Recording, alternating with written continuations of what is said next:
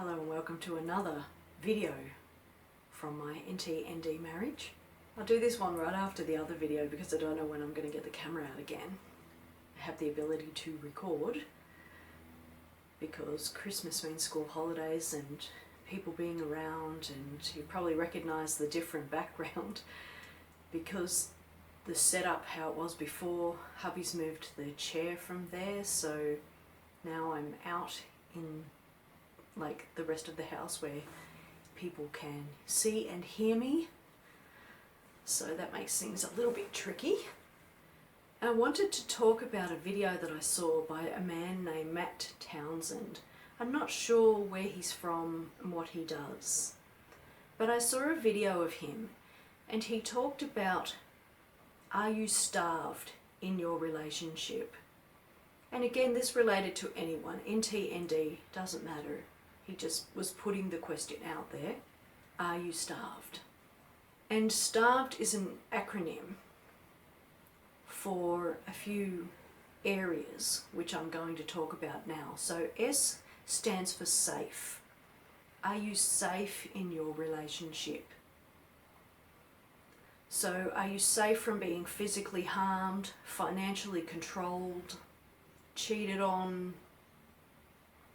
those kinds of things? So within my own relationship, I am safe in a sense that I know that my husband isn't going to cheat on me. He's not going to physically abuse me. Physically abuse me. I don't know where that word came from. He's not going to gamble all our money away. I mean, that's not to say that he couldn't turn into a gambler down the road. I mean, anything is possible. We don't know what the future holds. Right now, he's not. He's good with money. He's not going to do anything that leaves us destitute, and nor me him. So he's safe in that sense as well. Socially, he doesn't embarrass me in front of people or anything like this, though I am always weary whenever we go out and have any kind of social interaction, whether or not he's going to sort of have words with me afterwards and reprimand me for things that he thinks I did wrong. So there's kind of, I suppose, that fear. Emotionally safe. Can I share my heart with him? I can. I can go up to him and say that I felt depressed after our baby was born, or I can talk about, certain things that happened during childhood or primary school or my teenage years. So I can do things like that. I'm safe emotionally in that sense, but I'm not necessarily safe in this sense that he might understand or get where I'm coming from, but I can at least talk to him about these things. So yeah, safe in that sense, but also not emotionally safe from him, which is an interesting one, in that he has said hurtful things in the past that do hurt your psyche.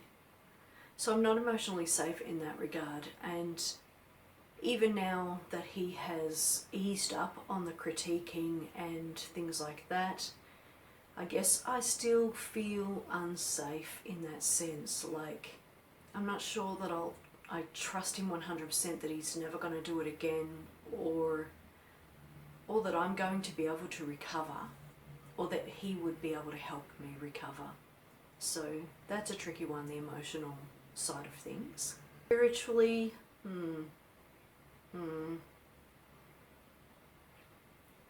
we have the same values and ethics, so I think that counts.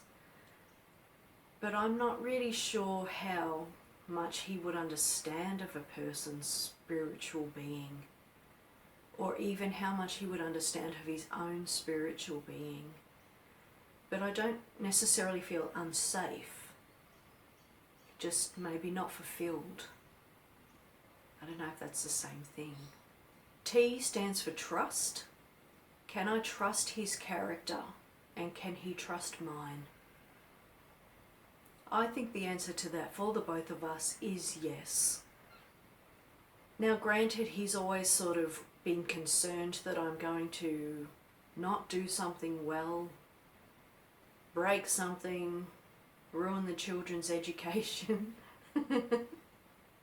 I'm laughing as I say that because here I am saying he trusts my character, and then I go and tell you the ways that he doesn't.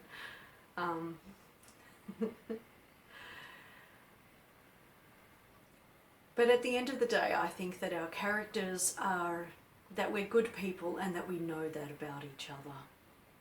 And does he trust my competence and do I trust his? This is where it gets interesting, I guess. I do trust him in the sense that he's very able, you know, he's not really one that makes a lot of mistakes.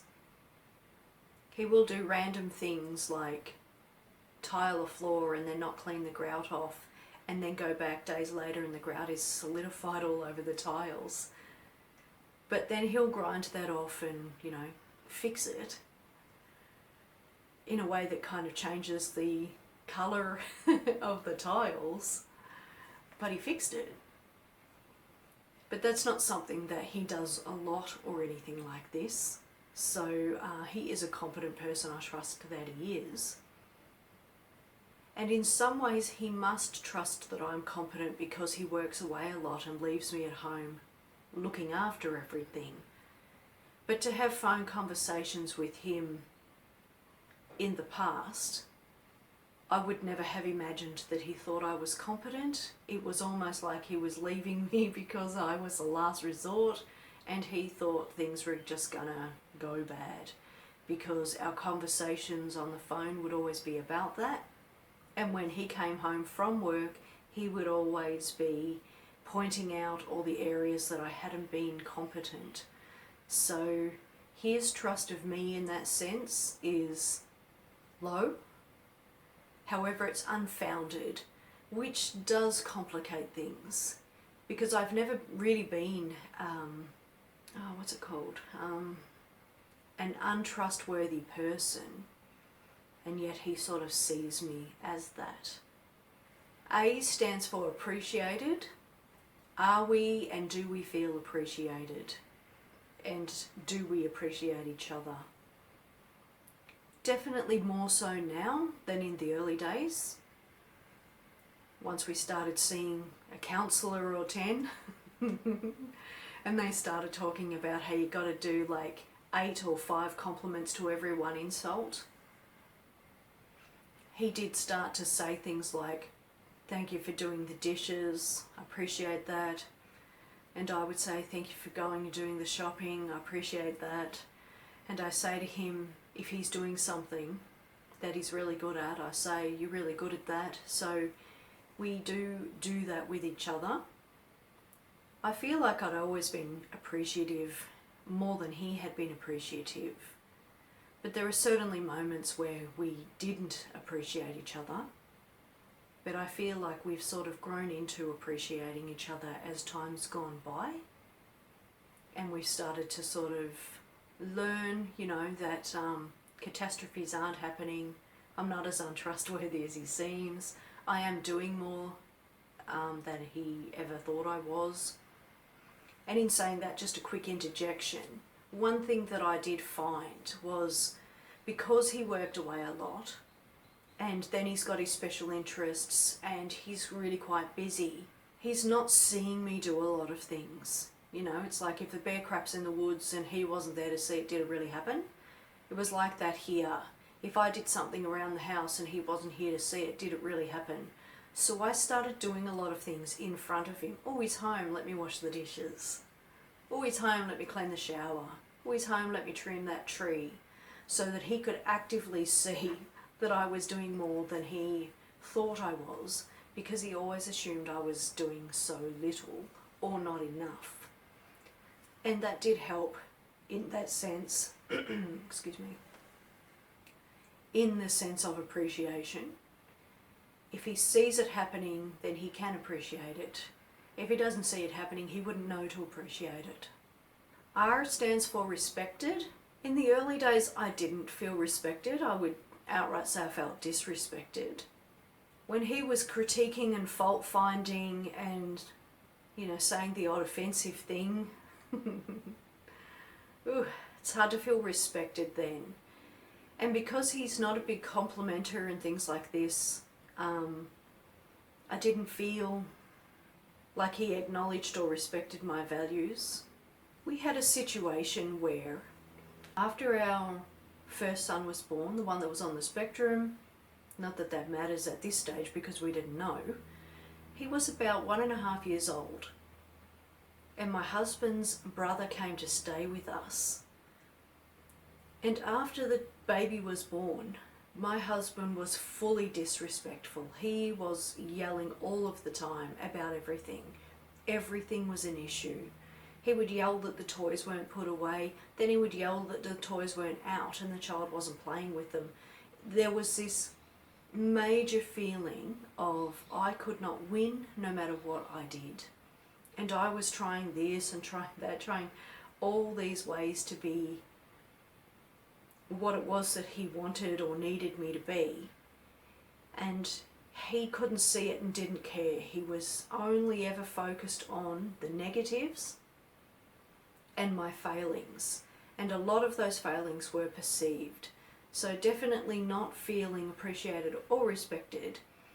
So when his brother came for the weekend, I left. I went and stayed with a friend because I didn't want to have to fake being nice and getting along with my husband, who I really didn't like very much at that time.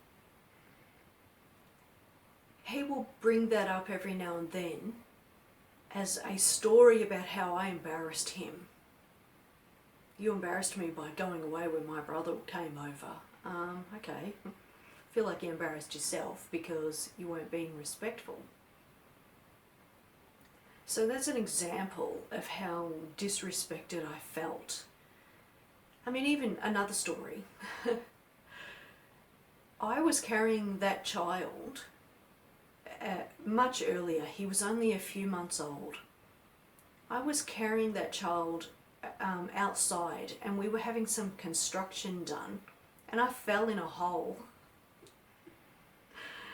As only I could. I mean, I've got this baby, I'm not really able to see past the baby, and I step in this hole that my husband knows is there, does not walk beside me, tell me it's there, guard me, warn me, nothing like that. And I fall in the hole and hurt myself. And he starts screaming at me about, is the baby okay? Okay, no problem. So he grabs the baby off me, checks the baby's fine. I pull myself out of that hole and go back inside and tend to my wounds. So to me that's disrespectful. Like, he didn't even help me, care, anything like that. So in the early days, definitely a lot of lack of respect. These days it's not so much like that anymore. He is more respectful, he is more nicer with his words, he doesn't critique the way that he used to and things like this. So I think the respect has grown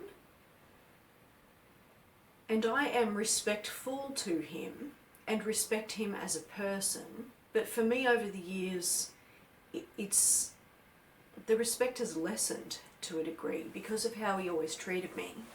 I didn't sort of grow in my respect for him, but I'm still not disrespectful, if that makes sense. V stands for validated. Well, yeah, no, I don't feel validated. I have no idea if I've made him feel validated. I certainly did try, but that's not to say that he can or will feel validated. I was always praising him from the get-go about how hard he worked and how good he was at looking after his house and buying a house and having a steady job and being there for his friends and family and things like this. I praised him a lot. But whether or not he felt that validation, I don't know. I certainly did not feel validated by him. Can we talk about each other's positions and opinions? That's an example given as to how the validation works. It's probably a heavy no. I think that it's always been hard for us to understand the other's positions and opinions. Again, I think that's one of our biggest areas of conflict. He comes from a space that I've never fully understood. And granted, now I'm understanding that a lot of his concerns were based on fear. A lot of his reactions were based on fear. For example, me falling.